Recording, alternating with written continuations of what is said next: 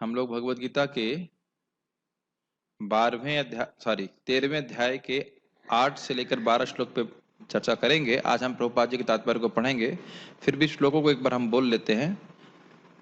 अमानित्वम, mic पे बोलिएगा।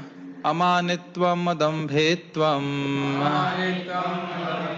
अहिंसा शांतिरार्जवम् अहिंसा शांतिरार्जवम् आचार्योपासनं शौचम् आचार्योपासनं शौचम् स्थैर्यम् आत्मविनिग्रहः। स्थैर्यम् आत्मविनिग्रहः।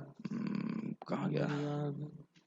इंद्रियार्थेषु वैराग्यम् इंद्रियार्थेषु वैराग्यम् अनहंकार एव च अहंकार एव च जन्म मृत्यु जरा व्याधि जन्म मृत्यु जरा व्याधि दुःख दोषानुदर्शनम् दुःख दोषानुदर्शनम् असक्तिर् अनभिष्वङ्गः असक्तिर् अनभिष्वङ्गः पुत्रदार गृहादिषु पुत्रदार गृहादिषु नित्यं च समचित्तत्वम् नित्यं च समचित्तत्वम् इष्टोनिष्टपपत्तिषु इष्टानिष्टोपपत्तिषु मयि चानन्य योगेन मयि चानन्येन योगेन भक्तिरव्यभिचारिणी भक्तिरव्यभिचारिणी विविक्त देश सेवित्वम् विविक्त देश सेवित्वम् अरतिर्जन संसदि अरतिर्जन संसदि अध्यात्म ज्ञान नित्यत्वम् अध्यात्म ज्ञान नित्यत्वम् तत्त्वज्ञानार्थ दर्शनम् तत्त्वज्ञानार्थ दर्शनम् एतज्ज्ञानमिति प्रोक्तम् एतज्ज्ञानम् इति प्रोक्तम् अज्ञानम् यदतो अन्यथा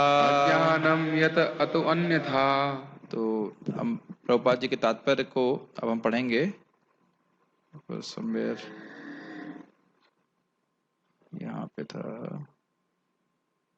यस, तात्पर्य सबके सामने है, पेज नंबर 22 पे होना चाहिए। मिल गया? 22 पेज। तात्पर्य: कभी कभी अल्पज्ञ लोग ज्ञान की इस प्रक्रिया को कार्य क्षेत्र की अंतःक्रिया या विकार के रूप में मानने की भूल करते हैं। ये बात हमने कल समझाई थी आप लोगों को कि ज्ञान मतलब जिसके द्वारा क्षेत्रज्ञ का ज्ञान हो, आत्मा और परमात्मा का ज्ञान हो, और विकार का अर्थ क्या था? इच्छा, द्वेष, सुख, दुख इत्यादि। इसी का एनालिसिस करना, इसको समझना कि आज मेरे जीवन में क्या दुख है, क्या सुख है। इसको ही लोग सामान्यता से ज्ञान जानते हैं। किस चीज से सुख प्राप्त होगा, किससे दुख मेरा बचेगा, केवल यही बात वह, मतलब इंद्रिय तृप्ति के बारे में बात हो रही है, तो उसको वह ज्ञान के रूप में लक्षित करते हैं। ये तो चल रहा है और कुछ तो हम चाहते नहीं ज्ञान के संबंध में। तो यहाँ पे बोल रहे हैं कि नहीं, ऐसा नहीं है। ज्ञान, ये जो सारे गुण बताए गए हैं, ये साधन है, इसके द्वारा व्यक्ति भगवान के समझ पाएगा, ये बात बोल रहे हैं। तो ये क्लियर हो चुका है। लेकिन वास्तव में यही असली ज्ञान की प्रक्रिया है। वास्तव में मतलब ये जो साधन बताए गए हैं, यदि कोई इस प्रक्रिया को स्वीकार कर लेता है तो परम सत्य तक पहुंचने की संभावना हो जाती है। यह इसके पूर्व बताए गए 24 तत्वों का विकार नहीं है, क्षेत्र का विकार नहीं है। यह वास्तव में इन तत्वों के पास से बाहर निकलने का साधन है। जब तक व्यक्ति, एग्जाम्पल के लिए, जब तक व्यक्ति यही सोचता रहेगा कि मैं शरीर हूं, इंद्रियार्थेषु वैराग्यम अनहंकार विवचा, ये हमने सुना था ना इसमें। तो इंद्रियों के भोगों में पड़ा हुआ है व्यक्ति, तो वो बाहर कैसे निकलेगा? जब तक वो यही सोच रहा है कि मैं शरीर हूं और इंद्रियां हूं, या इंद्रियों को संतुष्ट करके सुखी हो जाऊंगा, तो कभी बाहर निकलने की संभावना है इसकी? समझ रहे हैं? एक एग्जाम्पल ले रहा हूं। अगर व्यक्ति बहुत गर्वीला है और इस जगत में बहुत सम्मान की उसकी अपेक्षा है, तो इस जगत को त्यागने की इच्छा कभी आएगी? एक एग्जाम्पल आप पकड़ लीजिए। जो अमानित्व का गुण है उसको आप नेगेटिव में ले लीजिए। मानित्व, मान प्राप्त करना चाहता है, तो मान फ्री में तो मिलता नहीं है, मान के लिए मेहनत करनी पड़ेगी। मेहनत करेगा, जगत में आसक्त होगा। ये समझ में आ रहा है? एक एक गुण पकड़ लीजिए। अदम्भित्व, दंभ किस लिए कर रहा है? दंभ का अर्थ क्या लिया था? कि धर्म पालन कर रहा है, क्या केवल ख्याति प्राप्त करने के लिए? ख्याति कहाँ मिलती है? इस जगत में मिलती है। तो अब देख रहे हैं कि एक एक गुण में से अगर इसके विपरीत गुण लेंगे तो सारे गुण जगत में आसक्त करने वाले हैं, बांधने वाले हैं। क्या ये बात समझ में आ रही है? स्मरण कीजिए। अमानित्व समझ में आ गया, अधम्भित्व समझ में आ गया। उसके बाद क्या था? शांति, टॉलरेंस नहीं है, सहिष्णुता नहीं है, तो कैसे जगत से बाहर निकलोगे? साधन कैसे करोगे? भक्ति कैसे कर सकते? कुछ भी नहीं कर सकते। तो इस प्रकार से आप एक एक गुण पे विचार खुद से करें कि क्या इन गुणों के विपरीत अगर कोई गुण है तो क्या वह मुक्ति का कारण है, तो कंक्लूजन ये आएगा कि मुक्ति का कारण नहीं है, अपितु वह बंधन का कारण है। एक बात बताना मैं कल भूल गया था कि देखिए, जब हम दुर्गुणों के बारे में सुनते हैं तो उससे उनके प्रति हमारी हे बुद्धि हो जाती है, ये तो अच्छा नहीं है। और सद्गुणों के बारे में सुनते हैं तो उनके प्रति उपादेय बुद्धि हो जाती है कि ये तो बहुत अच्छी चीज है, ये हमारे पास होना चाहिए। नहीं समझ में आ रहा? तो अगर आप सुन रहे हैं दंभ, तो अगर हृदय में देख रहे हैं कि मैं धर्म का आचरण ख्याति प्राप्त करने के लिए कर रहा हूं, तो उस मन के दोष को देख करके त्यागने का प्रयास करेंगे। नहीं समझ में आ रहा? ये बहुत इंपॉर्टेंट बात है। जब आप दुर्गुणों को देखते हैं, दुर्गुण हमारे चित्त में है, तो उस चित्त में जब हम भक्ति करते हैं तो हम सचेत हो जाते हैं, ये दुर्गुण दिख रहा है, ये तो भगवान को पसंद नहीं आएगा, उसको त्यागना होता है। इसे कहते हैं विवेक, डिस्क्रिमिनेशन। भक्ति को लता से कंपेयर किया जाता है, तो उस लता को उगाने के लिए आपको यह भी देखना होगा कि जो खरपतवार लता जैसी दिख रही है उसको वाटरिंग में नहीं करूं, वो है उसे काटने का प्रयास किया जाता है। कब से किया जाता है? शुरुआत से ही किया जाता है।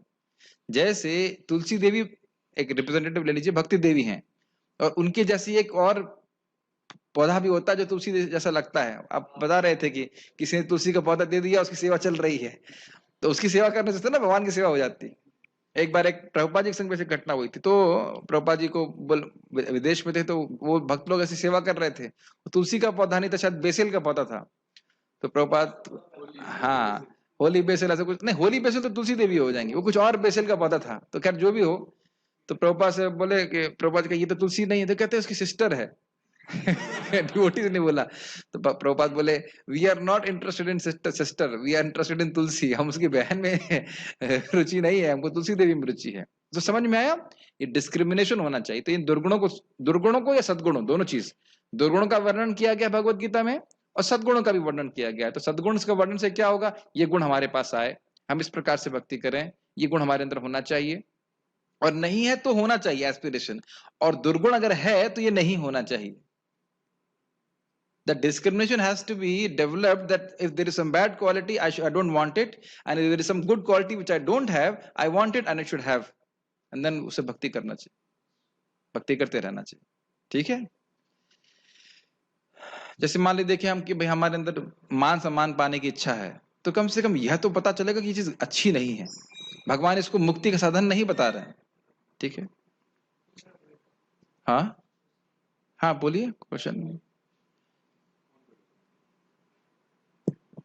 प्रभु जी, दुर्गुणों को खत्म कैसे करेंगे? भक्ति करके ही, भक्ति करने से अपने आप ही सारी अनर्थ निवृत्ति हो जाती है। लेकिन इच्छा तो होनी चाहिए कि देखिए एक नाम अपराध में है भौतिक आसक्ति बनाए रखना, तो पता तो चले भौतिक आसक्ति का मतलब क्या है। यही सब आसक्तियां हैं कि जगत में मुझे बहुत मान चाहिए, मुझे ख्याति चाहिए। तो क्या चीजें हमारी भक्ति के लिए विरोधी हैं, ये भी जानना जरूरी है कि नहीं है। हमारी प्रगति के लिए क्या जो चीजें विरोधी हैं ये भी तो जानना है, तो उनके बारे में तो सुनना पड़ेगा कि ये चीज नहीं करना है। इसको बंद कर सकते हैं, just too cold, just too. आप मेरी बात समझ रहे हैं? अभी हम लोग भक्ति स्वामी सिंधु के ग्रंथ में तो ये पढ़ रहे हैं ना कि 10 चीजें प्रवृत्ति और 10 चीजें निवृत्ति। समझ रहे हैं ना कि 10 चीजों में प्रवृत्त होना है, भक्ति करना है, जैसे कि गाड़ी चलाना है, लेकिन एक्सीडेंट से बचना यह भी जानना जरूरी है कि नहीं, नहीं तो गाड़ी गड्ढे में चली जाएगी। तो इसी प्रकार से हमें दुर्गुणों को देख करके हमारे हृदय में अगर दुर्गुण हैं तो आइडेंटिफाई करना चाहिए कि भाई ये हमें नहीं चाहिए। अरे भाई, शरीर में कोई बीमारी है तो पहली चीज क्या होती है? बीमारी को क्योर करने के लिए सबसे पहले क्या आवश्यक है? पता लगना कि बीमारी है। यस, अगर बीमारी है तो फिर आप सोचेंगे ना हमें ये नहीं चाहिए, और फिर उसके लिए आप जानते ही हो कि बहुत सारी चीजें मालूम होनी चाहिए कि ये चीज पसंद है, क्या क्या मेरे लिए हितकारी है, क्या मेरे लिए अहितकारी, ये दोनों चीज मालूम होना चाहिए, तब हम बीमारी से ठीक होते हैं। तो ये सब बातें हमें आवश्यक है कि अगर हम दुर्गुणों को देखें तो उनको पोषित न करें। जैसे मैं एग्जाम्पल दे रहा था, कोई भक्त बोल रहा था कि भाई तुम मेरे लिए छोटी कार लेके आ गए, या उसने मुझे प्रणाम नहीं किया, एग्जाम्पल दे रहा हूं मतलब से। तो अब ये मान लो हृदय में भावना आ रही, कम से कम व्यक्त तो ना करे। अगर वो व्यक्त कर रहा है तो फिर उसको पोषित कर रहा है। समझ रहे हैं नहीं समझ रहे? Yes bro, you can speak in English also. एक वक्त बता रहे प्रभु, इस्कॉन पहले मेरे को ये दुर्गुण नहीं पता चलता, अभी इस्कॉन खाने के बाद में हाँ। ज्यादा तेज हो गए ज्यादा। ना देखिए, 2-3 बातें हैं। अच्छा प्रश्न है कि इस्कॉन ज्वाइन करने के बाद दुर्गुण बढ़ गए, तो क्या दुर्गुण बढ़ाने की फैक्ट्री है इस्कॉन? नहीं, दुर्गुण था, हम उसको देख नहीं पा रहे थे, हम समझ नहीं पा रहे थे। समझ रहे ना? पहले देखिए, घर में हम खाना माता जी जरा सा गड़बड़ बना देंगे तो तुरंत गुस्सा हो जाते थे। अब हम जानते हैं कि ना, यह सब जो है दुर्गुण है, जो आपकी प्रारब्ध के अनुसार प्राप्त हुआ संतुष्ट रहना चाहिए। अब मैं ऐसे बिल्कुल डिसएग्री करूंगा। अगर साधना ठीक से कर रहे हैं तो हमें दिख रहा है कि हम ये दुर्गुण है, हमें ऐसे नहीं करना चाहिए। यह हमने किया, स्पेशली जप के बारे में, जब अच्छे से कर रहे हैं, आप अगर कुछ गलत करेंगे तो तुरंत आपको भगवान देंगे ना, ये तुमने गलत किया है। ये अपने आप एकदम, there is no question of hazy consciousness if we chant attentively. क्या गलत कर रहे हैं, क्या नहीं कर रहे हैं, सब कुछ। जैसे एक दवा के प्रभाव से मुझे आज बहुत नींद आ रही थी, मैंने कहा ये पूरा एकादशी तो मैं सो के बिता रहा हूँ, क्या कर रहा हूँ, बंद की दवा। मैंने कहा ये दवा तो हमारा कोई ठीक नहीं कर रही है, ठीक तो कर नहीं रही, सुलह हो रही है। तो देखना चाहिए ना कि हमारा क्या हित हो रहा है, कहाँ अहित हो रहा है। ये चीज हिमालय हृदय में भोग की इच्छा आ रही है, तो ना हमें ये नहीं करना है, क्योंकि अच्छा नहीं हमारे लिए। पहले इस भोग को हम करते थे तो सोचते बड़ा अच्छा है, तो उसको बुरा मानते नहीं थे। और दूसरा एक और बात हो सकता है कि कोई अपराध कर रहा है तो इस कारण से दुर्गुण बढ़ रहा है, ये भी पॉसिबिलिटी है। तो दोनों जगह देखना चाहिए, कहीं मुझसे अपराध तो नहीं हो रहा है, और नहीं तो, और दूसरा ऑप्शन ये है, दूसरा जो संभावना ये है कि व्यक्ति सचेत हो रहा है उन दुर्गुणों के प्रति। ज्यादा संभावना यही है कि वह सचेत हो रहा है दुर्गुणों के प्रति, अगर वह ठीक से भक्ति कर रहा है तो। और इसीलिए श्रवण बहुत जरूरी है। आज मैं सुबह रिफ्लेक्ट कर रहा था, नाम जप और ये गीता भागवत का श्रवण, ये सबसे अधिक शक्तिशाली है, सबसे अधिक शक्तिशाली है। हमें गाइडेंस मिलती रहती है कि मेरे लिए क्या सही है, क्या सही नहीं है, क्या करना चाहिए, क्योंकि अपन आ रहा हित अहित किछु नहीं जाने। हम अपने, हमारे लिए हित अहित क्या है हम कुछ भी नहीं जानते, बिल्कुल नहीं जानते, बिल्कुल अंधकार में है। तो इसलिए भगवत गीता को सुनना बहुत जरूरी है। पहले भगवत गीता, फिर उसके बाद भागवतम इत्यादि। ठीक है, देहधारी आत्मा 24 तत्वों से बने आवरण रूप शरीर में बंद रहता है, और यहाँ पर ज्ञान की जिस प्रक्रिया का वर्णन है वह इससे बाहर निकलने का साधन है। तो स्पष्ट है, ज्ञान की प्रक्रिया के संपूर्ण वर्णन में से 11वें श्लोक की प्रथम पंक्ति सर्वाधिक महत्वपूर्ण है। मयि चानन्य योगिना भक्तिर अव्यभिचारिणी। ज्ञान की प्रक्रिया का अवसान भगवान की अनन्य भक्ति में होता है। अतएव यदि कोई भगवान की दिव्य सेवा को नहीं प्राप्त कर पाता या प्राप्त करने में असमर्थ है तो शेष 19 बातें व्यर्थ हैं। ये बात समझ में आई? अगर भगवान की भक्ति नहीं कर रहे हैं और ये गुण हैं भी, मान लो बड़ा सहिष्णु है, विप्राद गुणयुताद अरविंद नाभा पादारविंद विमुखात सपच वरिष्ठम मन्ने तुदर्पित मनो वचने हितार्था प्राणम पुनाथ सकुलम न तो भूरि माना। कोई भक्त पूछ रहे थे कि क्या श्राद्ध करना चाहिए, ऐसे करना चाहिए ना, कोई जरूरत नहीं। एक बिल्कुल भक्ति की दृष्टि से कोई जरूरत नहीं है। कह रहे हैं कि विप्राद गुणयुताद, एक विप्र के, ब्राह्मण के जो 12 गुण होते हैं, अगर उससे बिल्कुल अच्छी तरह से विभूषित है, परंतु विमुखात, आपसे विमुख है, भक्त नहीं है आपका और अभिमानी है, तो वह अपने को ही शुद्ध नहीं कर सकता, अपने को ही मुक्त नहीं कर सकता, तो दूसरों को कहने की बात क्या। लेकिन स्वपच वरिष्ठम, उससे एक कुत्ता खाने वाला भी वरिष्ठ है, श्रेष्ठ है, यदि अपने मन को, वचन को, कर्म को कृष्ण को समर्पित कर रहा है। क्यों ऐसा कह रहे थे? कहते न सिर्फ वह अपना उद्धार करेगा बल्कि सकुलम, पूरे कुल का उद्धार कर देगा। कभी कभी आप कुछ बोलिए, सही बोलेंगे तो गलत अर्थ लेते हैं। एक भक्त प्रश्न किए कि प्रभु जी आपने बताया कि इस भक्तों को श्राद्ध करना चाहिए आदर्श स्थापित करने के लिए, तो अगर भक्ति ठीक से नहीं कर रहे हैं तो श्राद्ध करना चाहिए। पूरा घुमा दिया बात। हमने कहा ऐसा कुछ नहीं है, भक्ति ठीक नहीं कर रहे हैं तो आपको भक्ति ठीक से करनी चाहिए।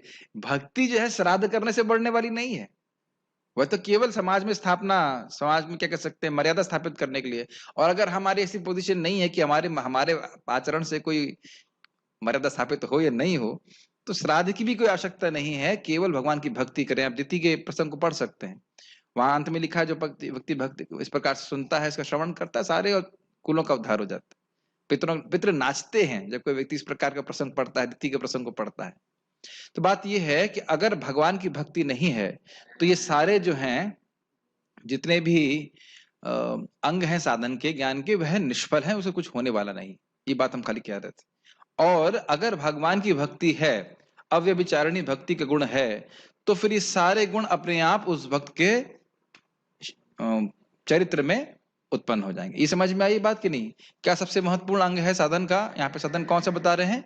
अव्यभिचारिणी भक्ति, अनन्य योग भगवान में।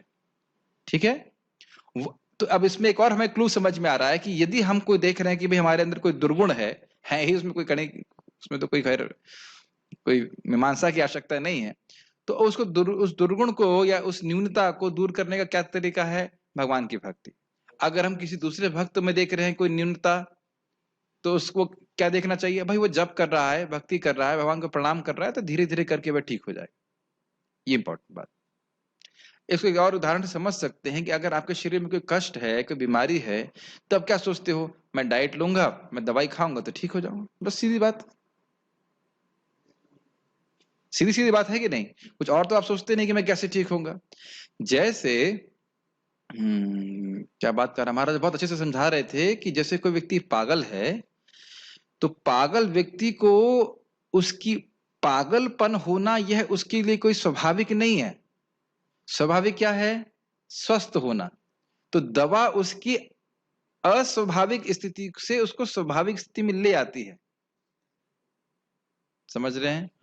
कृष्ण को ये सारे गुण आत्मा में अपने आप हैं, वह तो एक तरह से ये गुण जो है, जो दुर्गुण है, उसके ऊपर आरोपित है, ढक लिया गया है। तो श्रवण आदि शुद्ध चित्त कौरिबेयोदय, जैसे जैसे भक्ति उदित होती जाएगी वह सब सद्गुण अपने आप प्रकट होने लगते हैं। जब ये लोग जानते हैं यस्यास्ति भक्तिर् भगवती अकिंचना सर्वैर गुणैः तत्र समासते सुरा हरव भक्तस्य कुतो महद गुणा मनोरथेना सति धावतो। भाई यही श्लोक इसी अर्थ में है कि जिसकी भगवान कृष्ण में अकिंचन भक्ति, अव्यभिचारिणी भक्ति, केवला भक्ति कर रहा है, तो उसके चरित्र में देवताओं के सारे गुण, भगवान के गुण, और देवता सहित भगवान भी उसमें इसके हृदय में निवास करते हैं। तो स्पष्ट है, भागवत सुनने की इच्छा से भगवान हृदय में आने लगते हैं, तो अपने आप ही सारे दुर्गुण उसके नष्ट हो जाते हैं। और जो भगवान का भक्त नहीं है, अर्थात इस अनन्य योग अव्यभिचारी भक्ति से युक्त नहीं है, तो अन्य गुण होने से भी कोई फायदा नहीं है। वो मनोरथ है ना, मन का रथ है, कभी इधर भागेगा कभी उधर भागेगा। जरा सी उसकी इंद्रिय तृप्ति में बाधा आई तो तुरंत वह विपरीत आचरण करने लग जाएगा। व्याख्या तो बहुत कर सकते हैं, एक छोटे से एग्जाम्पल से आपको समझ में आ जाएगा। कंस कितना प्रेम से देवकी का रथ को हाँक रहा था, और जरा सा सुन लिया कि देवकी का होने वाला 8वां पुत्र मारेगा, तुरंत विपरीत, तुरंत बाल पकड़ा मारने के लिए तैयार, सबके सामने। स्त्री तो कभी भी वध नहीं की जाने चाहिए, चाहे गलती भी करे, और कोई गलती नहीं किया है फिर उसका बाल पकड़ के मारने के लिए उत्सुक हो गया। और देखिए इसके विपरीत जब कंस ने दुर्गा जी को देखा तो वह बहुत दुखी हो गया। कहा अरे, मैं दुखी मतलब सॉरी दुखी नहीं, भयभीत हो गया कि अरे देवकी इतनी महान है, देवकी मेरे उपास्य बोलेंगे, मेरी उपास्या, मतलब जो उनकी क्या कह सकते हैं इष्ट देवी थी, उनकी वहां है। तो बड़ा उसको आश्चर्यचकित हुआ, आश्चर्य हुआ। तो उसने क्षमा मांगी, कहा कि आप क्षमा कीजिए, और उन्होंने वाकई क्षमा कर दी। और वहां फिरौसी बोलने चालू कर दिया उसने, कंस ने, कि ये सब कुछ प्रारब्ध की वजह से है, ये तो सब मैं तो निमित्त मात्र हूं। तो ये तुमने तब नहीं सोचा जब तुम देवकी को मारने के लिए प्रयास कर रहे थे, और उन्होंने वाकई उसको माफ कर दिया। आप सोच सकते हैं, जिसने आंखों के सामने आपके, हम लोग सोच भी नहीं सकते, बच्चों की आसक्ति हम लोग नहीं जानते हैं, लेकिन छोटे बच्चों को सब आंखों के सामने मार दे, उसको आप माफ कर देंगे? माफ कर सकते हैं? बताइए प्रभु जी। नहीं कर सकते, लेकिन उन्हें माफ कर दिया। तो ये दिखाता है कि अद्भुत गुण है उनका, शुद्ध भक्त है इस प्रकार से। जब हम सहिष्णुता का गुण देख रहे हैं इस श्लोक में, वो एकदम प्रस्तुत है। हम लोग कल्पना भी नहीं कर सकते कि हम किसी को माफ कर देंगे इस प्रकार से, नहीं कर सकते। एटलीस्ट स्टेज में तो बिल्कुल नहीं कर सकते, लेकिन आप भागवत में पढ़ेंगे तो बड़ा आश्चर्य होता है, माफ कर दिया उन्होंने। तो समझ रहे, ये बात बोल रहे, जिसकी अंदर शुद्ध भक्ति है सारे सद्गुण उसमें जागृत हो जाएंगे। ठीक है, और नहीं है तो फिर सब व्यर्थ है। लेकिन यदि कोई पूर्ण कृष्ण भावना से भक्ति ग्रहण करता है तो अन्य 19 बातें उसके अंदर स्वयं विकसित हो जाती हैं। प्रभुपाद कोठी कर दी, जैसा कि श्रीमद् भागवत में कहा गया है, यस्यास्ति भक्तिर् भगवत्या किंचना सर्वैर गुणैस्तत्र समासते सुराय में सिंह वरस में। जिस क्या है उसके आगे, हरौ भक्तस्य कुतो महद गुणा मनोरथेना सति धावतो बहि। एक और बहुत सुंदर कारण है कि भगवान और जो देवता हैं वो सदा ही उस भक्त के हृदय में रहना चाहते हैं, कभी जाना नहीं चाहते। इसी कारण से गुणों में स्थैर्य है। ऐसा नहीं कि बस एक विशेष परिस्थिति में तो सहिष्णुता रहेगी और दूसरी परिस्थिति में सहिष्णुता चली जाएगी, ऐसा नहीं। हमेशा ही रहते, जाते ही नहीं वहां से। प्रेम रचना यहाँ धृतांग्रि पद्मा, भगवान के प्रति जिसकी प्रीति हो गई तो उसके भगवान के चरण कमल को अपने हृदय में बांध लेता है, वो उसके हृदय में हमेशा रहते हैं। समझ रहे हैं मेरी बात? जैसे मान लीजिए कहीं पे सूर्य प्रकाशित हो गया किसी रूम में फॉर एग्जाम्पल, तो अब सूर्य तो आप बंद नहीं कर सकते हो, लाइट जाएगी नहीं कभी, उसके जो रूम तो है हमेशा आलोकित रहेगा। समझ रहे हैं मेरी बात? तो उसी प्रकार से बहुत अच्छा बात है। अब इसमें सीखने वाली बात यह है कि जब हम भक्ति का संपादन कर रहे हैं, अनुष्ठान कर रहे हैं, तो ये कॉन्शियस डिजायर, चेतना, अवेयरनेस होनी चाहिए कि मैं ये कृष्ण की प्रसन्नता के लिए कर रहा हूं और इसका उद्देश्य यह है कि एक दिन मुझे भगवान की शुद्ध भक्ति प्राप्त हो। ये दो बहुत महत्वपूर्ण बात है अकिंचन भक्ति में, अन्याभिलाषिता शून्यम और अनुकूलन कृष्णानुशीलनम। ये बात आप समझ पा रहे हैं कि नहीं? कल बात समझाई गई थी ना कि बहुत तत्परता से भक्ति कर सकता है, उसके लिए वो भी अच्छा है, लेकिन उसका उद्देश्य भौतिक हो सकता है, तो शुद्धिकरण में समय लगेगा। और भक्ति कर रहा है जितना उसको बताया गया है, लेकिन उसका उद्देश्य है भगवत प्रीति प्राप्त करना, तो एक अलग ट्रैक पे है। ठीक है, तो मैं ये सब बातें क्यों बोल रहा हूं? ताकि जल्दी से जल्दी हमारे हृदय में सारे गुण विकसित हो जाएं। अकिंचन भक्ति की बात कर होना है, स्वीकार करना है, साधन के रूप में स्वीकार करना है। जैसा कि 8वें श्लोक में उल्लेख हुआ है, गुरु ग्रहण करने का सिद्धांत अनिवार्य है। पहला प्रवृत्तात्मक भक्ति में पहली चीज यही है, आदो गुरु पादाश्रय। अगर भक्ति करना चाहते हैं सबसे पहले गुरु स्वीकार करना चाहिए। एक व्यक्ति बोला मैं भगवत गीता को मानता हूं लेकिन एक गुरु हम स्वीकार नहीं करना चाहते, हम कृष्ण को मानते लेकिन गुरु जी को नहीं मानते। तो हमने कहा आप अगर कृष्ण को मानते हैं तो भगवान उसमें क्या कहते हैं, तद्विधि प्रणिपाते न परिप्रश्ने न सेवया उपदेक्षन्ते ज्ञानम ज्ञानिनः तत्त्वदर्शिनः। क्या आप ज्ञान को कैसे प्राप्त कर सकते हो? गुरु के पास जाएंगे और 3 उपहार देने होंगे। प्रणिपात करना होगा, यानी कि नम्र भावना होनी चाहिए कि गुरु जी मैं नहीं जानता, आप जानते हैं। दूसरा परिप्रश्न, ये नहीं पूछना है कि अरे भाई हमारा बिजनेस कैसे अच्छा होगा। तस्माद गुरुम प्रपद्येता जिज्ञासु श्रेयस उत्तमम, श्रेय की प्राप्ति के लिए जिज्ञासा होनी चाहिए। और सेवा, ये 3 उपहार जब दिए जाते हैं गुरु को तब ज्ञान हमको प्राप्त होता है। तो ये बात है, तो इसलिए मैं खाली बोल रहा हूं यहाँ पे बात की भक्ति में अगर व्यक्ति को प्रगति करनी है तो गुरु को ग्रहण करना का सिद्धांत अनिवार्य है, बिना उसके हम भक्ति में प्रगति नहीं कर सकते। बहुत अच्छी बात इस संबंध में कहना चाहता हूँ। महाराज सुना था कि वृंदावन चंद महाराज बता रहे थे परम पूज्य राधा कुंद महाराज कोट करते हुए कि देखिए अगर कोई नियम हम अपने मन से बनाते हैं तो उसे हम तोड़ देते हैं, क्यों? क्योंकि हमने बनाया है कि नहीं? लेकिन हम दीक्षा लेते हैं तो गुरु जी ने बोला है 16 माला जप करना है, तो फिर गुरु अवज्ञा होगी। बहुत प्रेशर, आप देखिए बहुत प्रेशर होता है कि नहीं होता? अब जो लोग सिंसियर है वो तो प्रेशर महसूस करते होंगे, जिनको नहीं होता तो कोई बात नहीं तो कुछ नहीं कह सकते। लेकिन होता है कभी कभी आप बहुत बीमार हैं, नहीं है, फिर भी 16 माला करना है, गुरु महाराज की आज्ञा है कि नहीं? और उन आज्ञा के साथ आशीर्वाद भी प्राप्त होता है, हम कर पाते हैं। 16 से अधिक हमेशा कर पाए या ना कर पाए, लेकिन 16 तो भगवान की कृपा से हो ही जाता।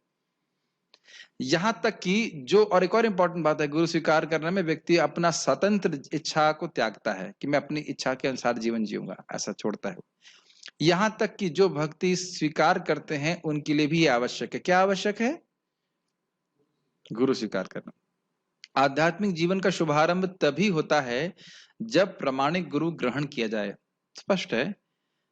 भगवान और प्रामाणिक गुरु मतलब जो आपको संबंध तत्व के बारे में बताए कि आप कौन हैं, भगवान कौन है, भगवान से हमारा क्या संबंध है, ये जगत से हमारा क्या संबंध है इत्यादि। भगवान श्री कृष्ण यहाँ पर स्पष्ट कहते हैं कि ज्ञान की यह प्रक्रिया ही वास्तविक मार्ग है, इसके परे जो भी विचार किया जाता है व्यर्थ होता है। स्पष्ट है? यहाँ पर ज्ञान की जो रूपरेखा प्रस्तुत की गई है उसका निम्नलिखित प्रकार से विश्लेषण किया जा सकता है। अब प्रभुपाद शुरू कर रहे हैं। विनम्रता अमानित्व का अर्थ है कि मनुष्य को अन्यों द्वारा सम्मान पाने के लिए इच्छुक नहीं रहना चाहिए। तो हम लोग हर जगह स्व सत्कार की भावना से रहित होना चाहिए, और इसकी व्याख्या की जा चुकी है पिछले कल के प्रवचन में कि किस प्रकार से मान सम्मान झूठा है। किसी को याद है क्यों झूठा है?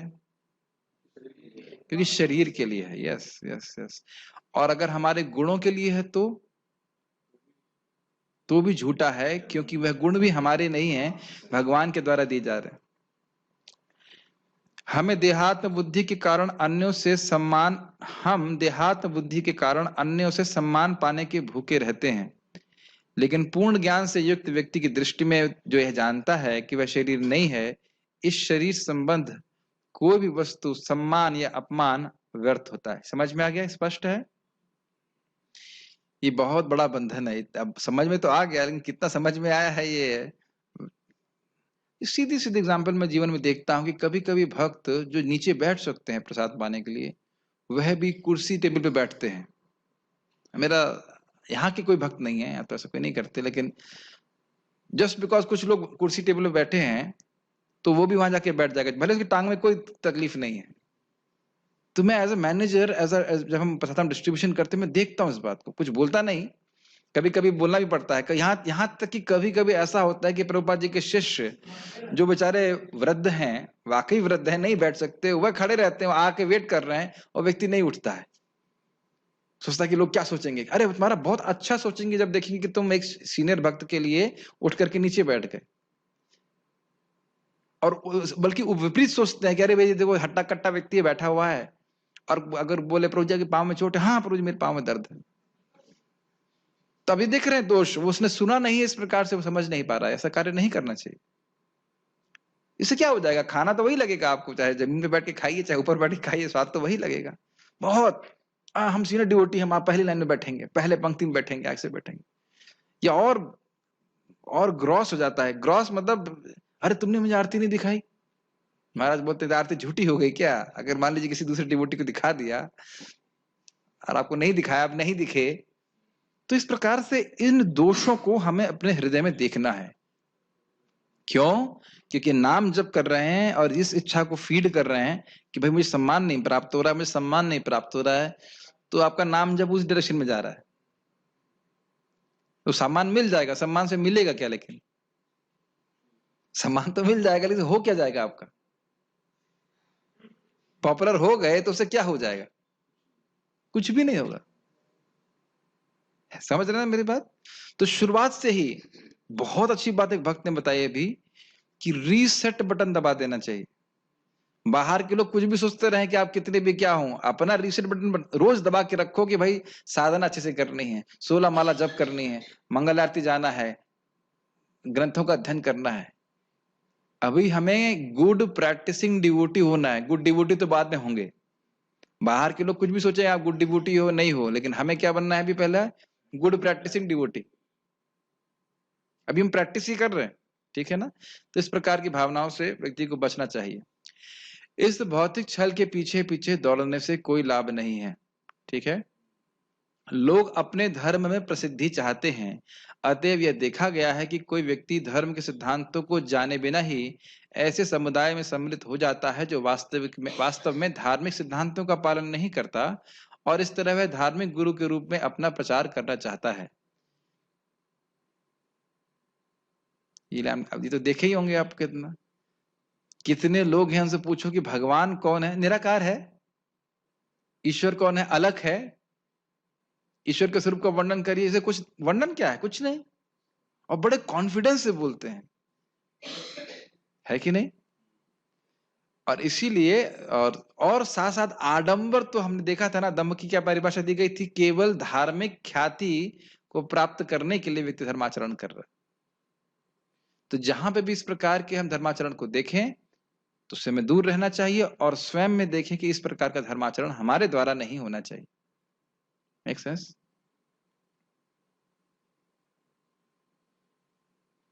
जहां तक आध्यात्मिक ज्ञान में वास्तविक प्रगति की बात है, मनुष्य को चाहिए कि वह अपनी परीक्षा करे कि वह कहां तक उन्नति कर रहा है। वह इन बातों के द्वारा अपनी परीक्षा कर सकता है। क्या मैं यही बातें आपको समझा रहा था कि नहीं समझा रहा था?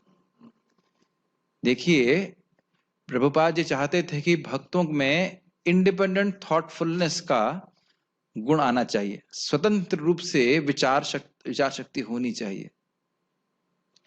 अब स्वतंत्र का अर्थ यह नहीं है कि आप शास्त्र के बाहर स्वतंत्र हो जाएंगे। स्वतंत्र का मतलब है शास्त्राधार पे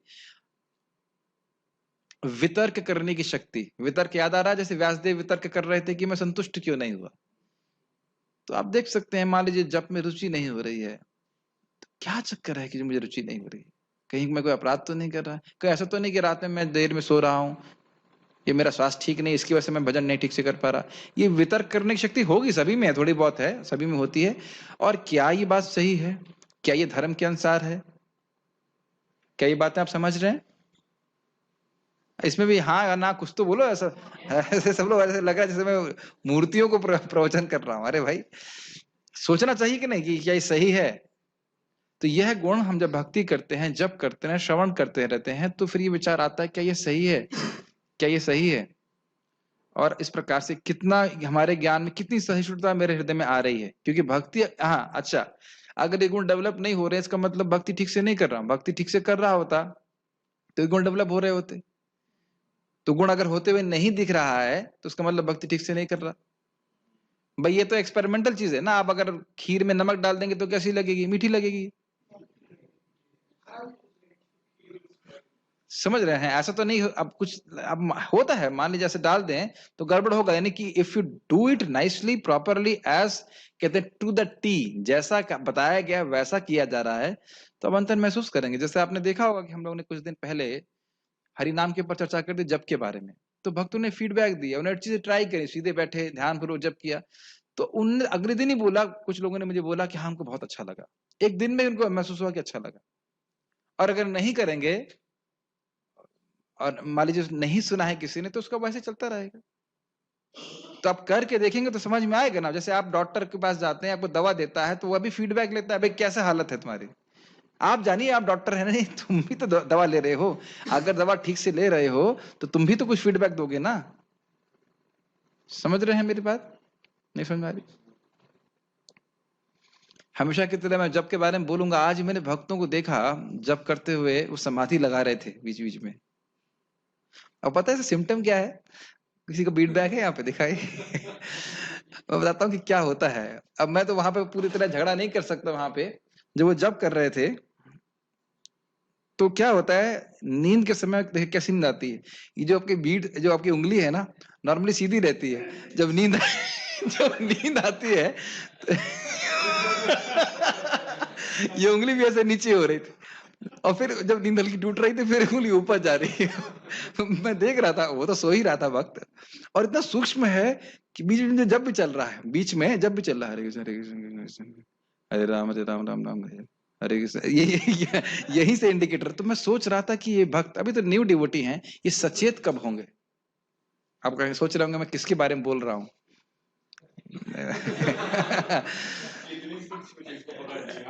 तो ये चीज एक्चुअली मेरे लिए बहुत ग्रॉस है। अगर ऐसे मेरे को दवा की वजह से नींद आ रही थी, मेरे तो सारे एंटीना खड़े हो जाते, भाई नींद आ रही, खड़े हो जाना है, सोना नहीं है। सर कटा सकते हैं लेकिन सर झुका सकते नहीं। अपनी क्या कहते हैं, आजादी को हरगिज गवा सकते नहीं। मुक्ति को हम छूट जाएगी हमारे, सोते रहेंगे तो भक्ति में कैसे प्रगति करेंगे? कथम अपनी, कैसे भी जप करो प्रगति होगी, मुक्ति मिल जाएगी, लेकिन जप ही बंद हो जाएगा तो कैसे बढ़ेंगे आगे? अगर नाम के प्रति अपराध चलता रहा तो ये गुण नहीं होने वाले प्रकट। इससे बिल्कुल कोई कॉम्प्रोमाइज नहीं। मन का तो मेरा कोई कंट्रोल नहीं है, लेकिन वाणी का और शरीर का कंट्रोल करना ही है, करना ही है, करना ही है। इसमें कोई कॉम्प्रोमाइज नहीं। जो लोग भी सुन रहे हैं वह भी इस प्रकार से जप करें, जो आप लोग भी शायद सुन ही रहे हैं, आप भी इस प्रकार से जप कीजिए। इसमें कोई कॉम्प्रोमाइज नहीं, माया से कोई कॉम्प्रोमाइज नहीं, इस मामले में कोई कॉम्प्रोमाइज नहीं। भौतिक आसक्ति में नहीं त्याग सकता, वो सब कुछ त्याग करवा दिया जाएगा नाम की कृपा से बस। लेकिन go on chanting, not chanting in sleeping, वो नहीं चलेगा। इसको आप लोग सभी लोग प्रयास करेंगे तो आपको बहुत स्ट्रगल तो है ही, पूरे जगत में रहने में ही स्ट्रगल है, कुछ उसमें क्या कोई कठिनाई की बात नहीं है, कोई अलग बात नहीं है। लेकिन इस चीज को बहुत ध्यानपूर्वक समझना है। नाम जप के द्वारा ही, अभी एक बस कभी बुक नहीं है, ऊपर रखा हुआ है, बहुत सुंदर वेदांत सूत्र में लिखा हुआ है। उसमें कोट करते हैं कि कोई ब्राह्मण कुछ भी ना कर सके, कुछ भी ना कर सके, लेकिन केवल जप कर रहा है तो सारी सिद्धि प्राप्त हो जाएगी। जपनैव संसिद्ध्यात्, इतना शक्तिशाली। कुछ भी नहीं कर सकते आप, तो कोई साधन नहीं कर सकते, तो केवल जप करके सिद्ध हो जाएंगे। हरदास ठाकुर जी बोलते हैं तुम और किसी साधन का आश्रय मत लो। लक्का हीरा को बोलते, जो कहते हैं प्रोस्टिट्यूट थी, केवल नाम आश्रय लोगी पार हो जाओगे। दो ही चीज बोले, नाम जप करो और तुलसी जी की सेवा करो, और बहुत जल्दी पार हो जाओगे। कृष्ण के चरण की प्राप्ति होगी। तो बड़े निष्ठा से करना चाहिए। प्रभुपाद जी इसको बात को बहुत बल देते हैं। हरे कृष्ण मंत्र का जप, हरे कृष्ण मंत्र पर श्रद्धा। हम लोग समझ नहीं पा रहे हैं कि कितनी शक्तिशाली वस्तु हमको दी गई है। तो मैं इसलिए सब बोल रहा हूं क्योंकि ये सब जितने भी दिव्य गुण आप सोच रहे हैं, ये सब जागृत होने लग जाएंगे धीरे धीरे करके, अगर हम ठीक से नाम जप करते हैं, भक्ति करते हैं, स्पेशली भक्ति करते हैं। ये जप के ऊपर, हरे कृष्ण मंत्र के जप के द्वारा नवधा भक्ति के सारे फायदे मिल जाते हैं। 9 प्रकार की भक्ति एक साथ हो जाती है, और 9 प्रकार की एक भक्ति करते हुए, एक साथ करते हुए हम सो जाते हैं। ठीक है, तो इसलिए इसको हमें नहीं टॉलरेट करना कभी।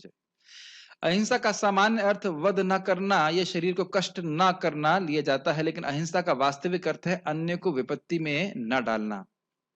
देहात्म बुद्धि के कारण सामान्य लोग अज्ञान द्वारा ग्रस्त रहते हैं और निरंतर भौतिक कष्ट भोगते रहते हैं। अतएव जब तक कोई लोगों को आध्यात्मिक ज्ञान की ओर ऊपर नहीं उठाता, तब तक वह हिंसा करता रहता होता है। इस पर पूरा पढ़ लूंगा फिर बोलता हूं। ये हमारे प्रयास नहीं है कि हम इस तात्पर्य को आज पूरा करेंगे, ऐसा हम नहीं बोल रहे हैं, क्योंकि कुछ बातों को बोलना बहुत जरूरी है और उसको मैं छोड़ नहीं सकता। व्यक्ति को लोगों में वास्तविक ज्ञान वितरित करने का भरसक प्रयास करना चाहिए, जिससे वे प्रबुद्ध हों और इस भवबंधन से छूटें। यही अहिंसा है। देखिए कुछ पॉइंट्स हैं, समझना होगा। 1, देहात्म बुद्धि बढ़ती कैसे है? भोग करने से। तो अगर हम ऐसी व्यवस्था कर रहे हैं, योजना बना बना करके कि लोगों में भोग बुद्धि बढ़े, तो फिर हम उनके प्रति अहिंसा कर रहे हैं, हिंसा कर रहे हैं। जैसे जो गंदे दृश्य दिखाए जाते हैं, एक बहुत ज्यादा हिंसा है, क्योंकि जीव में वैसे ही भोगने की प्रवृत्ति है, और उसको और इस देहात्म बुद्धि में प्रवृत्त करने के लिए अगर ऐसे कुछ दृश्य दिखाते हैं तो उसके प्रति हिंसा है। तो आप समझ लीजिए जितनी भी पिक्चरें बन रही हैं वो क्या हैं? केवल हिंसा, केवल हिंसा। वो उसको और दोबारा अन्य जन्म लेने के लिए प्रेरित कर रहे हैं। प्रेरित नहीं, नियोजित कर रही, is arranging their next birth. और साथ साथ जितना व्यक्ति जीव भोग में प्रवृत्त होगा, उतना ही वह भक्ति की भावना से दूर हो जाएगा। तो यह तो हो गया भौतिकतावादियों द्वारा हिंसा। एक, अब तथाकथित आध्यात्मिकवादी लोग भी हिंसा करते हैं। क्यों? कैसे? भगवान निराकार है, तुम किसी भी पथ को स्वीकार करो तुम वहीं पहुंच जाओगे। यह नहीं बताते कहां पहुंच जाओगे, बताते हैं। तो क्या यह सब हिंसा है कि नहीं है? अच्छा, ये हो गया। तीसरा, भक्त भी हिंसा करते हैं। अब भक्त कैसे हिंसा करते हैं? प्रचार नहीं करते। हमारे पास शक्ति ही नहीं है प्रचार करने की। इच्छा तो है, मान ली शक्ति नहीं है, लेकिन आप इच्छा करें, संकल्प करें कि भाई कुछ प्रचार होना चाहिए, तो भगवान उसको भी नोट करते हैं। समझ रहे हैं? ना कर पाए आगे की बात है, लेकिन करने की इच्छा तो होनी। जिसको समर्थन कर सकते हैं, मान लीजिए कोई प्रचार कर रहा है तो उसमें आप सहायता कर सकते हैं। धीरे धीरे आपको समझ में आएगा। उससे भी सबसे इंपॉर्टेंट बात है कि हमको पहले सीखना होगा कि ज्ञान है क्या वास्तविक रूप से।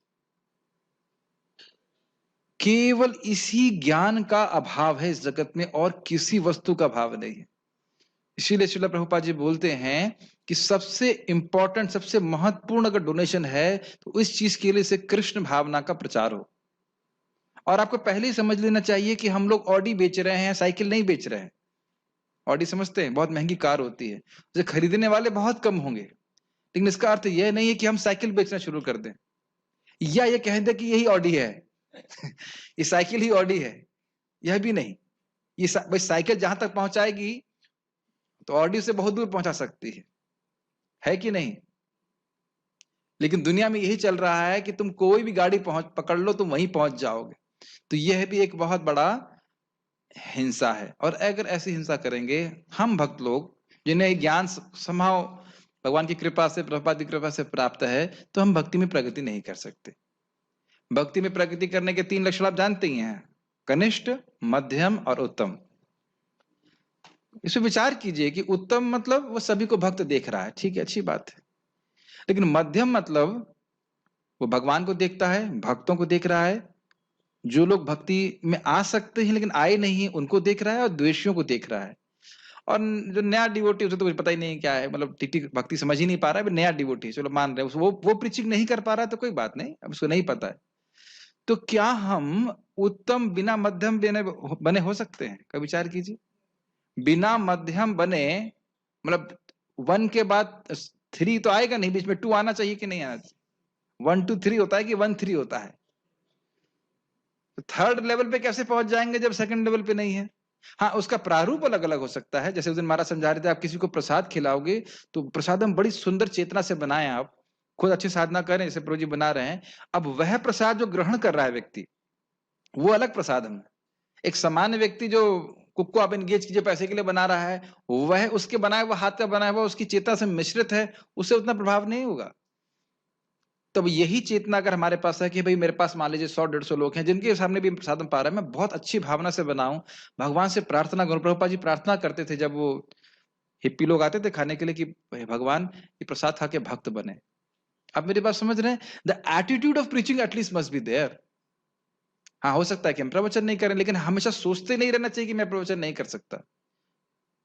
भाई जैसे मैं कुकिंग नहीं कर रहा हूं, यहाँ उपस्थित सारे भक्त कुकिंग नहीं कर रहे हैं, अब मैं चैलेंज करूं कि क्या आप लौकी सब्जी नहीं बना सकते जैसे करुणामृत प्रभु बनाते हैं? बिल्कुल बना सकते हैं। आप खाली इनके शरणागत होना पड़ेगा, प्रभु जी सिखा देंगे तो आप भी बना सकते हैं। अब मैं कहूं कि आप गीता का प्रवचन नहीं कर सकते क्या? ऐसे सारे प्रवचन कर सकते हैं, बहुत सारे प्रवचन कर सकते हैं सब भक्त, तो सब एक एक व्यक्ति यहाँ प्रवचन कर सकता है। लेकिन जब बोले गीता प्रवचन नहीं कर सकते या कर सकते हैं क्या? नहीं, हम नहीं कर सकते। क्यों नहीं कर सकते आप?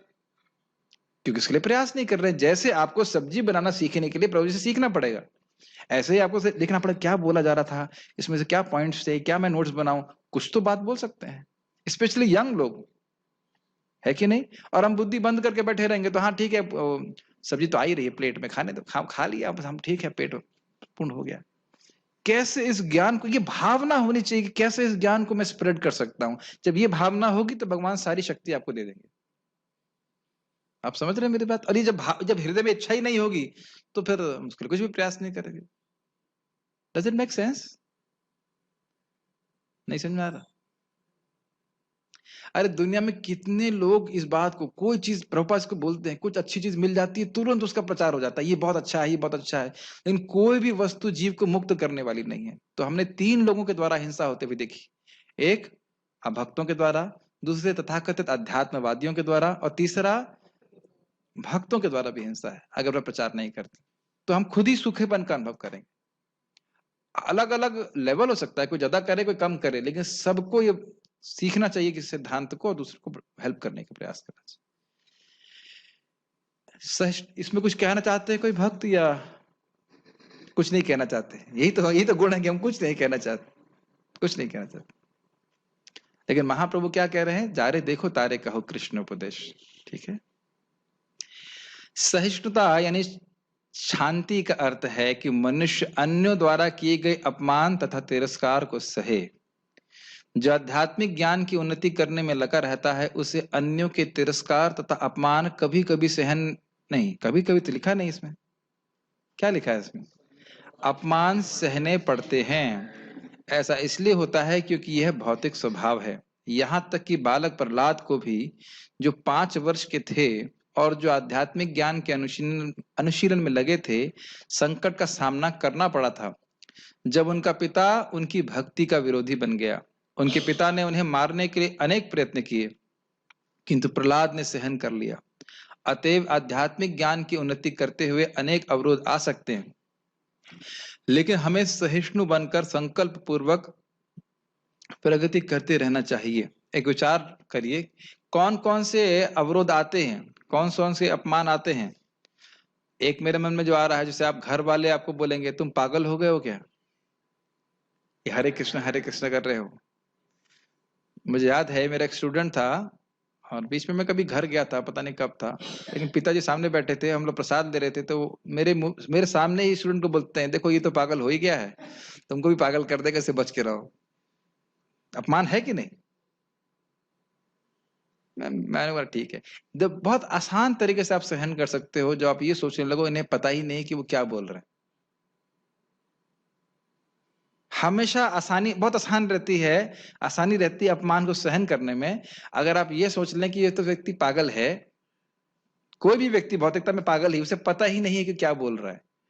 मोस्ट ऑफ द टाइम लोगों को सचेत ही नहीं होते, उन्हें पता ही नहीं होता वो क्या कह रहे हैं, क्या कर रहे हैं, क्या बोल रहे हैं।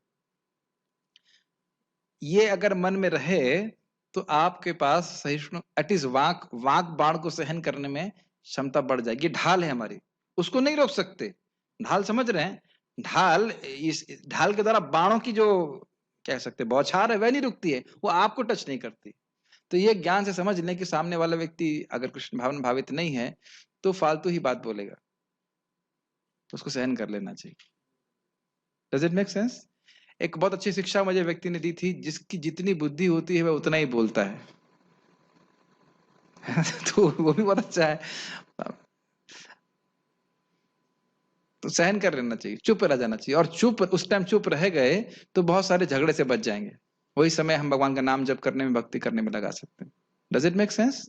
अपमान होगा ही, होगा ही, होगा ही, इसमें आप कोई मतलब उसमें आप कोई संशय मत कीजिए कि नहीं होगा। ये जैसे महाराज बोलते ना, ये क्वेश्चन परीक्षा में जरूर आएगा।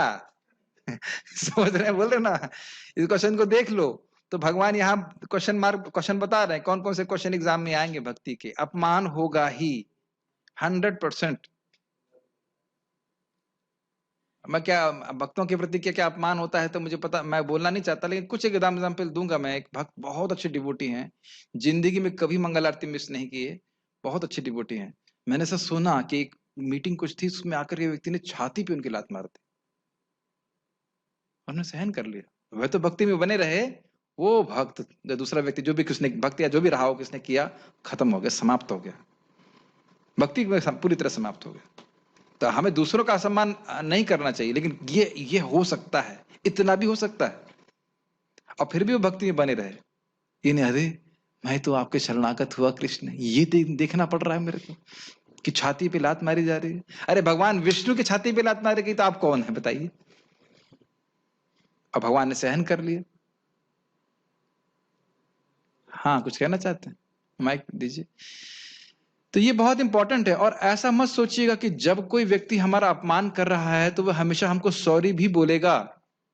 बहुत गंभीर है। महात्मा प्रभु बता रहे थे, शांति पे ही बोल रहे थे, सहिष्णुता पे बोल रहे थे कि यदि मान लीजिए कोई व्यक्ति मेरे प्रति तथाकथित रूप से अपराध करता है और मैं सोच रहा हूं कि जब तक वह सॉरी नहीं बोलेगा तब तक मैं उसे क्षमा नहीं करूंगा, तो मैं अपने सुख की चाबी उसके हाथ में रख दिया हूं।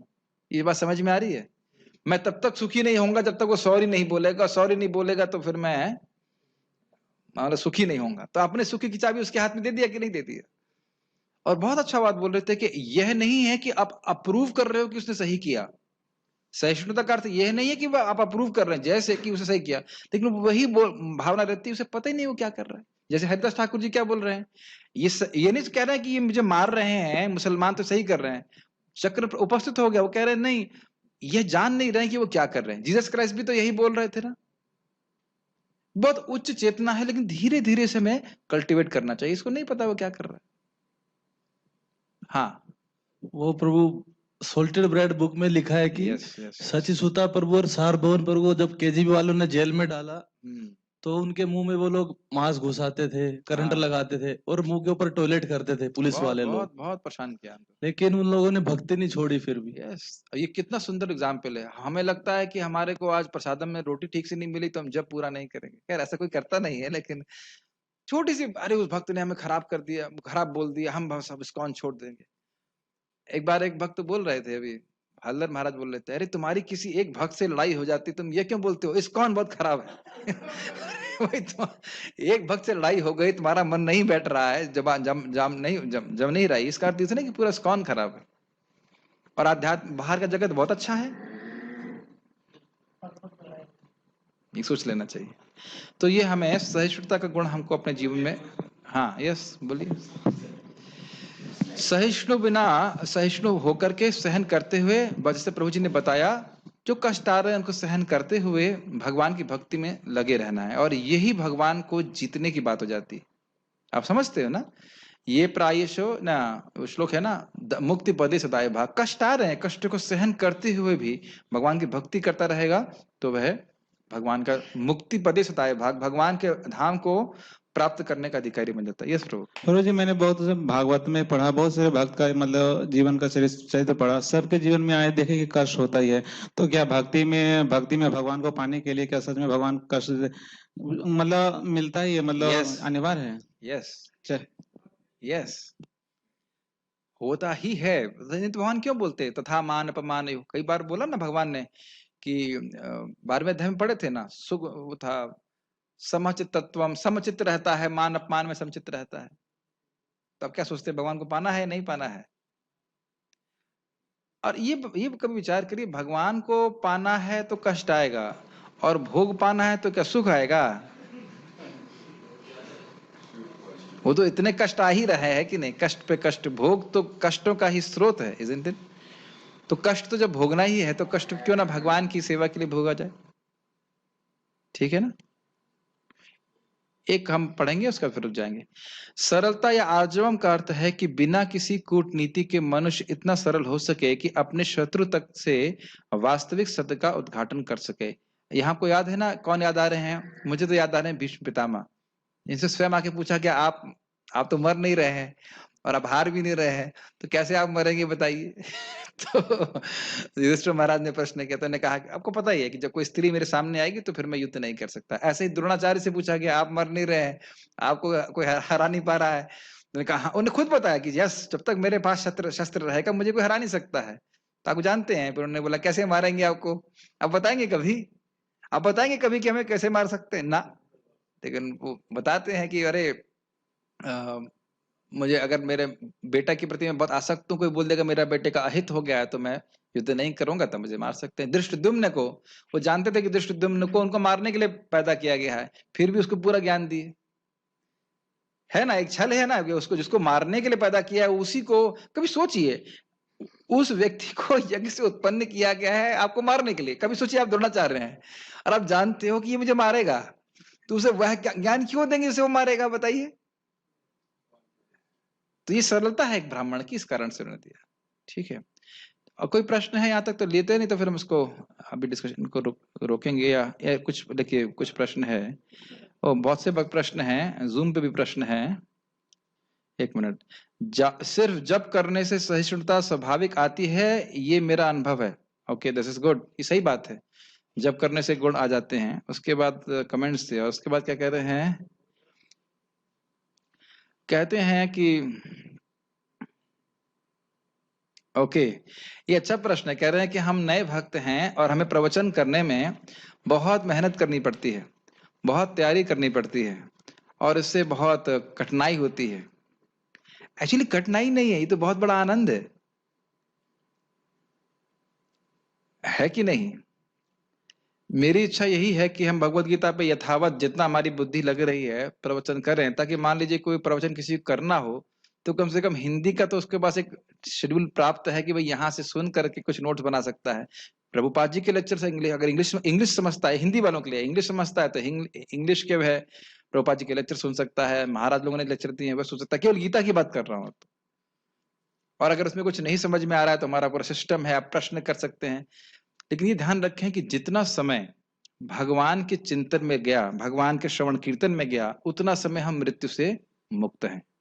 और क्या यही चीज लोग भौतिकतावाद में नहीं कर रहे हैं? आज इंटरव्यू में क्या पूछेंगे या जीडी में क्या पूछेंगे, तो कितनी एंजाइटी ले रहे हैं, उससे क्या हो जाएगा? थोड़ा सा जॉब मिल जाएगा बस, और तो कुछ नहीं। तो इस प्रकार से ये एंजाइटी नहीं है मान लीजिए एंजाइटी भी, मुझे प्रवचन देना है, कैसे कैसे हो। देखिए इस चीज को सूत गोस्वामी के संबंध में बताया गया था, आख्यातानि अपिधीतानि धर्म शास्त्राणि यान्यतः। क्यों सूत गोस्वामी जी को बोलने के लिए कहा? तो ने कहा कि न सिर्फ आपने धर्म शास्त्रों को अधीत यानी पढ़ा है, अभी तो आख्यान भी किया है, उसको बोला भी है, तो इससे क्या फर्क पड़ जाता है? जो पढ़ा है वो बोल देंगे ना। जब आपको प्रवचन देना होगा तब आपको वाकई समझ में आएगा कि मुझे समझ में नहीं आया। अभी मैं आपको बोल दूं कि चलो अब इसी को समझाओ शांति राज्य, तब आपके हाथ पैर फूलने लग जाएंगे। तो आप देखेंगे कि उस श्लोक को मैंने उस प्रकार से कभी नहीं देखा जो मैंने ऐसे सुन लिया था। महाराज कितनी बार उसको बोलते हैं वृंदावन चंद्र महाराज, मेरा खुद का अनुभव है। अभी सृष्टि पढ़ा रहा, सृष्टि के बारे में कितनी बार पढ़ लिया। इस बार ये पॉइंट आया कि देवता दो प्रकार के हैं, एक माइक सृष्टि में है, एक वैराज सृष्टि में है। ये कभी जिंदगी में देखा ही नहीं था ऐसा। और जब प्रश्न किया तो फिर सोच रहे थे, मेरे सीनियर भक्तों को प्रश्न किया, वह भी सोच रहे थे इसके ऊपर। तो आप देख रहे हैं जब आप पढ़ाते हो तब आप महसूस करेंगे कि मुझे बहुत कुछ तैयार करना है, तो वो जो अंडरस्टैंडिंग श्लोक की वो बढ़ जाती है। तो इसमें मेरा भी स्वार्थ है कि भगवत गीता में मेरी भी अंडरस्टैंडिंग बढ़ जाए पढ़ाने के नाते। अभी आने वाला श्लोक बहुत कठिन कठिन श्लोक है। सर्वतः पाणी पादम तत् सर्वतः शिशिरोमुखम से क्या अर्थ है भाई? इतना अर्थ है, इतना इतना महत्वपूर्ण था कि अद्वैत आचार्य जी पढ़ा रहे थे तो कह रहे थे मैं शरीर छोड़ दूंगा, इसका अर्थ समझ नहीं आ रहा मेरे को। फिर महाप्रभु उनके सपनों में आते हैं, फिर उसको समझाते हैं। ऐसे ऐसे कठिन कठिन श्लोक हैं, तो इसको समझना चाहिए और फिर व्याख्यान करना चाहिए। हमारा ही कल्याण है, हमारा ही कल्याण है। आपको याद है ना ब्रह्मवर्चस्व सप्तमा का अर्थ क्या है? आपको याद इसलिए नहीं क्योंकि क्लास आपने नहीं दिया, मैंने दिया था, लेकिन मुझे याद है वहां बोला है अध्ययन अध्यापन। इस अध्ययन अध्यापन के द्वारा हमारा उनका तेज बढ़ा हुआ था व्यासदेव जी का। तो भगवत गीता को पढ़ा रहे हैं तो आपका तेज कम नहीं हो रहा है, बढ़ेगा उससे। समझ में आ रहा है नहीं आ रहा?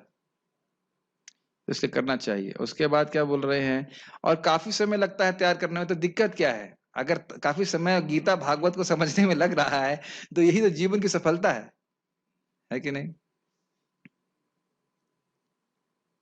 ओ उसके बाद कहते हैं अगर यही समय हम अपनी साधना और जप में लगाएं तो हमें बड़ा अच्छा लगता है कि हम अपनी साधना के लिए समय को लगा रहे हैं। तो ये देखिए, अगर आप मान लीजिए प्रवचन के लिए तैयारी कर रहे हैं तो क्या वह साधना नहीं है? और मैं तो दूसरी तरह से सोचता हूं। देखिए प्राय लोग भगवत गीता पढ़ते नहीं पढ़ते है ना, नहीं पढ़ते। अब मैं यहाँ पे पढ़ा रहा हूं और मैंने ग्रुप पे डाल दिया।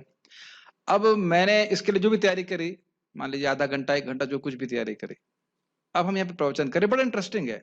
अब अपने रिकॉर्डिंग भेज दी, तो अभी हमने 1 घंटा पढ़ा।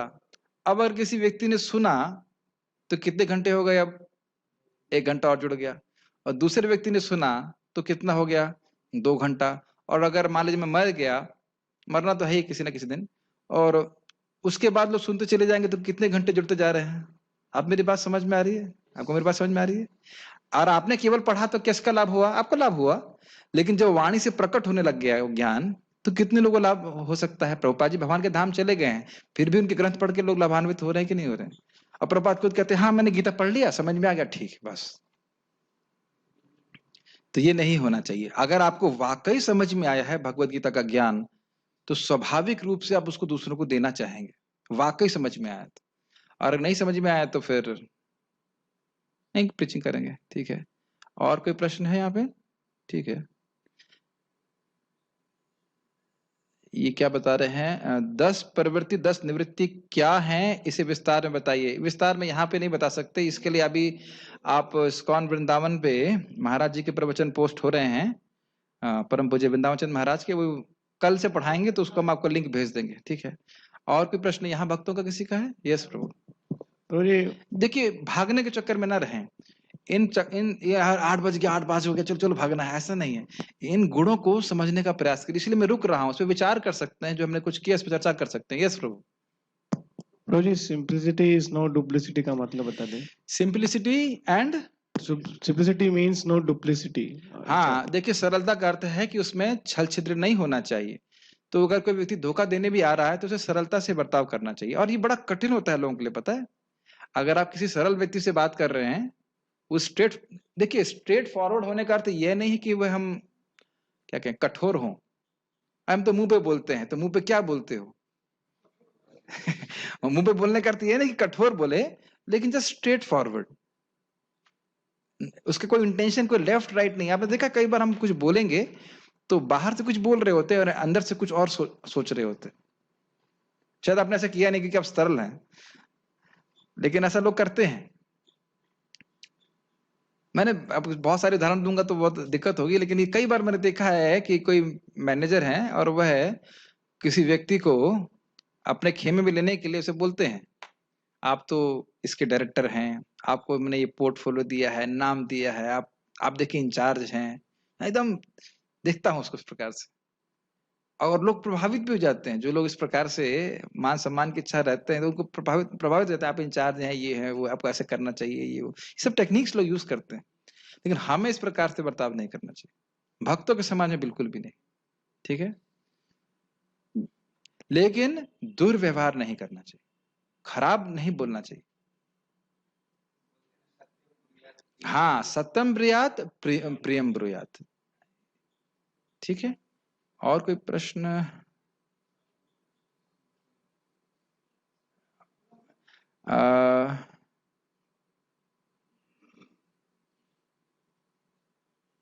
ठीक है, यहाँ रुकते हैं, आगे की चर्चा हम आगे बढ़ाएंगे। ये श्लोक बहुत अच्छे हैं, प्रभुपाद जी का तात्पर्य बहुत सुंदर है, धीरे धीरे करके समझने का उसका प्रयास करते हैं। श्रील प्रभुपाद की जय, श्रीमद् भगवत गीता की जय।